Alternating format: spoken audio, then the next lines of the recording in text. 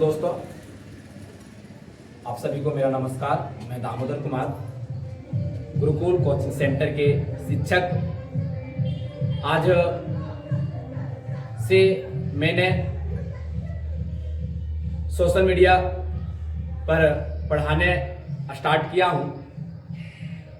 आज हिंदी व्याकरण में हम पढ़ेंगे संज्ञा, जो क्लास 2 से लेके आपके कंपटीशन लेवल तक काम देगी। और संज्ञा को इस प्रकार पढ़ेंगे जो हम लोग ग्रामीण क्षेत्र में सिर्फ संज्ञा को जानते हैं, संज्ञा को के भेद को जानते हैं। आज कुछ अलग लेवल से संज्ञा को हम पढ़ेंगे। तो चलिए देर ना करते हुए स्टार्ट करते हैं। प्रथम दिन एक हमसे आप सब वादा करें कि वीडियो को अंत तक देखें और वीडियो किस प्रकार से लगेगा हमें आप सब कमेंट के जरिए से बताएंगे, ताकि हम उसमें कुछ कमी हो तो सुधार करेंगे। चलिए स्टार्ट करते हैं। फर्स्ट ऑफ ऑल आज हम पढ़ेंगे गुरुकुल कोचिंग सेंटर गोरटोली के टीचर से पढ़ेंगे हिंदी व्याकरण। प्रथम दिन स्टार्ट करेंगे संज्ञा, जिसे अंग्रेजी में नाउन कहते हैं। नाउन का वर्ड होता है NOUN। नाउन एक विकारी शब्द है।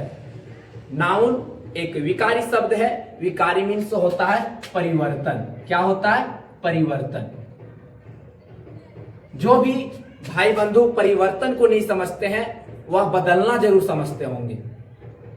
आज का जो सुबह सवेरे हुआ था, उस समय का मौसम और दोपहर का मौसम में परिवर्तन होता है, बदलना होता है। चलिए, विकारी शब्द होते कितने हैं? तो हिंदी व्याकरण में विकारी शब्द 4 होते हैं। कौन कौन से? चलिए देखते हैं। संज्ञा, सर्वनाम, विशेषण और क्रिया, ये 4 आपके विकारी शब्द हैं। हिंदी व्याकरण में 4 विकारी शब्द होते हैं: संज्ञा, सर्वनाम, विशेषण और क्रिया। बाकी बात इसके बाद जो आएंगे सब या विकारी शब्द हो जाएंगे, जिसको हम बदल नहीं सकते। फिर से समझते हैं। संज्ञा एक विकारी शब्द है। विकारी मीन्स होता है परिवर्तन, जो कभी कभी क्या होता है, दिन में समय के अंतराल मौसम क्या होता है, बदलते रहता है।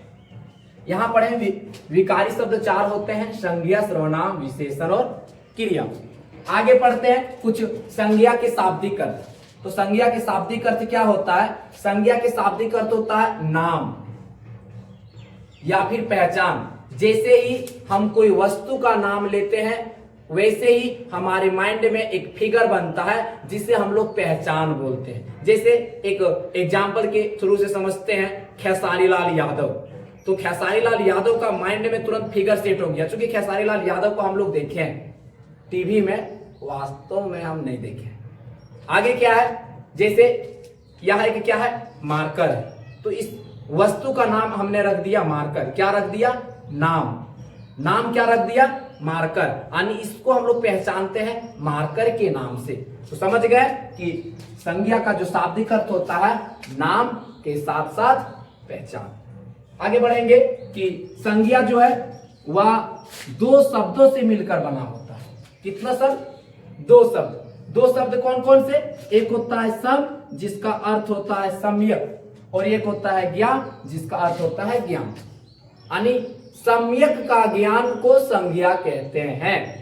सम्यक का ज्ञान को संज्ञा कहते हैं। ये हो जाएंगे संज्ञा 2 शब्दों से मिलकर बना है, सम्यक प्लस ज्ञान। अब परिभाषा को पढ़ते हैं। परिभाषा क्या लिखता है? जो शब्द किसी व्यक्ति, वस्तु, स्थान, भाव आदि का बोध कराते हैं, वे शब्द। जो शब्द किसी व्यक्ति, वस्तु, स्थान, भाव आदि का बोध कराते हैं, वे शब्द संज्ञा शब्द कहलाते हैं। आइए उदाहरण के साथ समझते हैं कि राम एक व्यक्ति हो गया। शहर, रांची, कमल, रामायण, ताजमहल आदि। एक जगह का नाम हो गया, झारखंड की राजधानी रांची, भारत की राजधानी नई दिल्ली। ताजमहल कहाँ स्थित है? तो आगरा में स्थित है। तो ताजमहल, ये सब सारे नाम हैं, है ना। आगे पढ़ेंगे कि ये इंपॉर्टेंट है कि मूल रूप से संज्ञा के प्रकार। अगर आप अभी तक नहीं पढ़े होंगे तो आपको मैं विश्वास दिलाता हूं कि एकदम डीपली में व्याकरण को पढ़ाएंगे, संपूर्ण व्याकरण, केवल संज्ञा ही नहीं, संज्ञा के साथ साथ सर्वनाम, विशेषण, क्रिया, क्रिया विशेषण, अवयव, समास, ये सब सारे जो आते हैं व्याकरण में सब पढ़ाएंगे आपको। चलिए देखेंगे मूल रूप से संज्ञा के प्रकार। तो संज्ञा के दो प्रकार होते हैं, एक होते हैं वास्तविक और दूसरा होता है अवास्तविक। समझेंगे कि वास्तविक क्या होता है।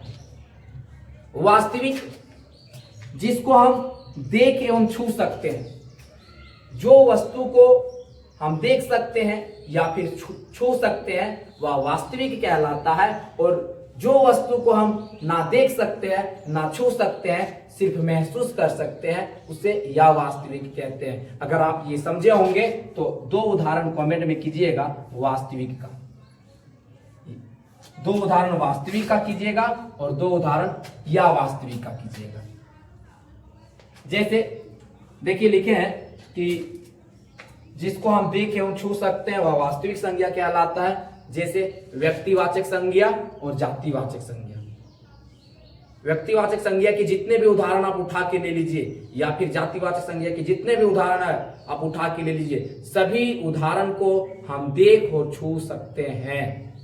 और या वास्तविक संज्ञा में क्या होती है कि जिसको हम सिर्फ महसूस कर सकते हैं। या वास्तविक संज्ञा जैसे भाववाचक संज्ञा, भाववाचक संज्ञा के जितने भी उदाहरण हैं आप उठा के ले लीजिए, सब क्या होंगे, जिसको हम सिर्फ महसूस कर सकते हैं, ना छू सकते हैं और ना देख सकते हैं। आगे पढ़ेंगे कि महत्वपूर्ण क्वेश्चन है जिसको आप कमेंट के जरिए बताइएगा कि प्राचीन हिंदी में संज्ञा के भेद कितने होते हैं और आधुनिक हिंदी में संज्ञा के भेद कितने होते हैं। अगर आप सबों को क्लास बढ़िया लगा तो लाइक, कमेंट और फॉलो जरूर कीजिएगा। आपका एक लाइक और एक कमेंट के जरिए हमारा हौसला बढ़ता है। तब तक के लिए धन्यवाद।